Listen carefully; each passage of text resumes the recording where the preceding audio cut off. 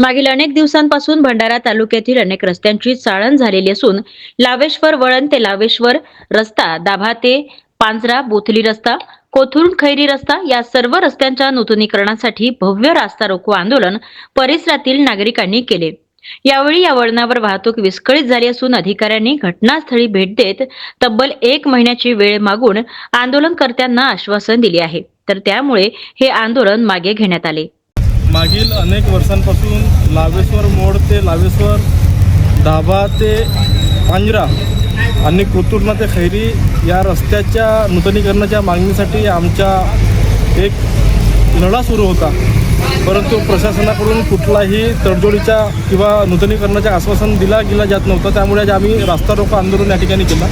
या रास्ता रोको आंदोलनामध्ये आम्हाला प्रधानमंत्री ग्रामसडक योजनेचे जे कार्यकारी अभियंता आहेत त्यांनी व सार्वजनिक बांधकाम विभाग राज्य यांच्या अभियंत्यांनी 30 दिवसाच्या आतमध्ये सर्व रस्त्यांच्या नूतनीकरणाच्या कामाला सुरुवात होईल असा लेखी आश्वासन आम्हाला या ठिकाणी दिलं आहे। 30 दिवसामध्ये हा रस्ता, हे तिन्ही रस्ते जर पूर्ण झाले नाही तर आम्ही परत नव्याने आंदोलन करू।